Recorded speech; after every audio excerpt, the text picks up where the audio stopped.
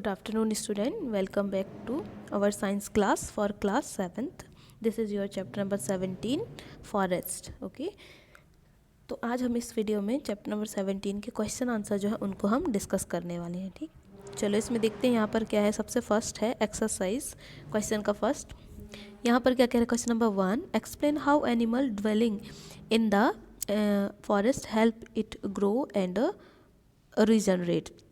मतलब जो एनिमल है वो आपके कहने का मतलब ये है कि कैसे जो एनिमल ड्वेलिंग है, मतलब जितने भी जो एनिमल फॉरेस्ट में रहते हैं वो हेल्प करते हैं, फॉरेस्ट हेल्प करेगा उनके ग्रो और रीजनरेशन में. ठीक है, तो animal dwelling in the forest help it grow and regenerate in the following veg. इस तरफ से ये मतलब इसके कुछ स्टेप्स दिए हैं जिससे हम कह सकते हैं कि उनका रीजनरेशन हो रहा है और उनका ग्रोथ हो रहा है. ठीक है, तो कैसे हेल्प करते हैं एनिमल. तो first animal help in dispersing plant seed. Animal help करते हैं प्लांट सीड को डिस्पर्स करने में, जिससे एक जगह से दूसरी जगह प्लांट सीड जाएंगे तो वहाँ से नया प्लांट ग्रो करेगा, है ना.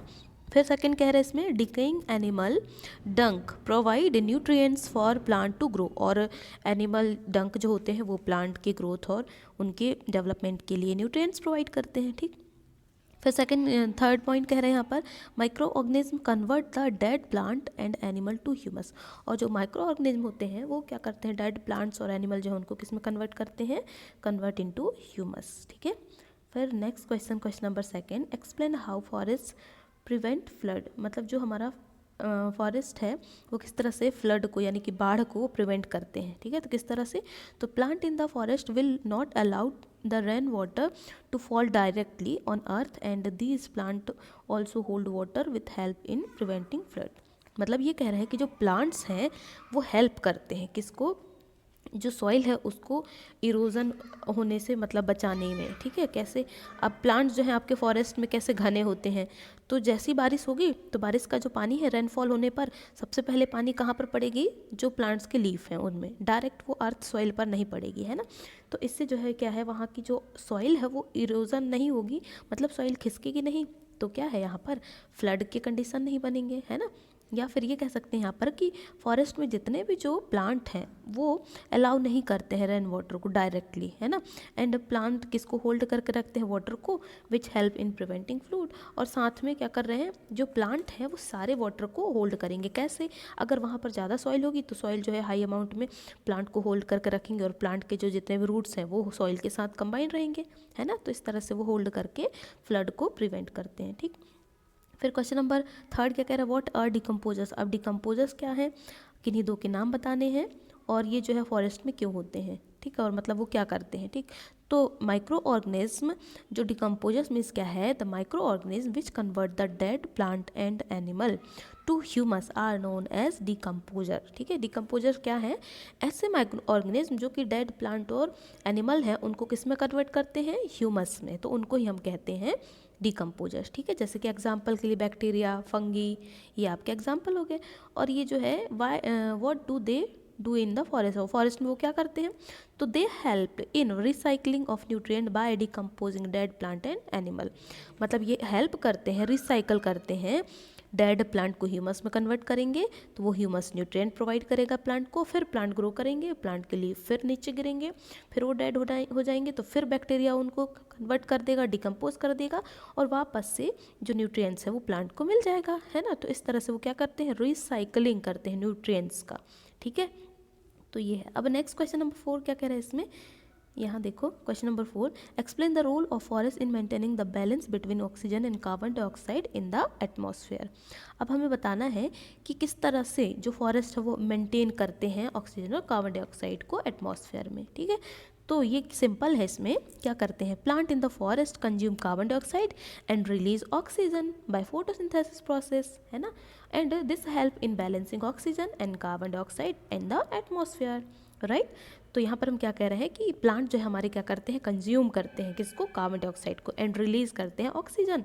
And animal consume oxygen and release carbon dioxide. So this help in balancing oxygen and carbon dioxide in the atmosphere. ठीक है, इस तरह से वो बैलेंस करते हैं. Then question number 5, explain why there is no waste in a forest. Forest में कोई वेस्ट नहीं होता, क्यों, because there is no waste in a forest because West created is a bio biodegradable, जो वेस्ट फॉरेस्ट के जो waste होते हैं वो कैसे होते हैं, बायोडिग्रेडेबल होते हैं, which get converted into humus by the action of decomposers. ठीक है, मतलब डिकम्पोजर्स जो है क्या करते हैं, जो फॉरेस्ट के जितने भी जो आपके वेस्ट मटेरियल है उसको किस में कन्वर्ट कर देते हैं, ह्यूमस में।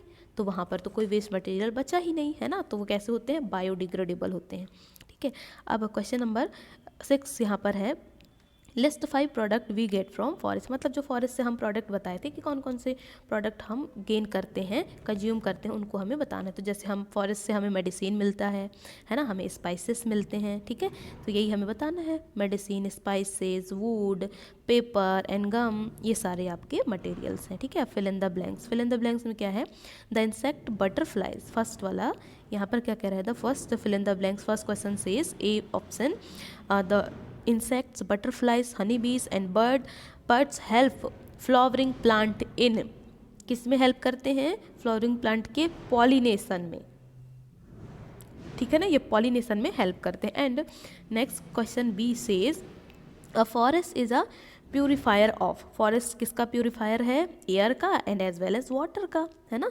तो फॉरेस्ट जो है एयर और वाटर का प्यूरिफायर है। And third, herbs form the upper, यहाँ पर जो आपके हर्ब्स हैं lower layer in the forest, मतलब लोअर कैसे, तो अपन फॉरेस्ट में जब हम देखते हैं तो क्या होता है, यहाँ ये फॉरेस्ट वाला रीजन है, तो ऊपर जो आपके होंगे क्या होंगे, ये आपके जितने भी हर्ब्स माने कि जो ग्रास वाला रीजन है। फिर उससे थोड़े से ऊपर जाएंगे तो आपके जो है झाड़ियाँ होती हैं ना, जो श्रबी एरिया। फिर श्रबी से थोड़ा और आगे जाएंगे तो वो आपके लार्ज जो ट्री होते हैं, है ना, ये आपके ट्रीज होते हैं। ठीक, इस तरह से मतलब यहाँ पर क्या कह रहे हैं, जो यहाँ हर्ब्स यानी कि जो जितने भी घास फूस हैं वो हर्ब क्या फॉर्म करते हैं, lower layer in the forest. तो लोअर से अपर की तरफ इस तरह से इंक्रीज होते हैं अपन, है ना। तो लोअर लेयर क्या है, फॉरेस्ट, फॉरेस्ट का लोअर लेयर हर्ब्स है ना।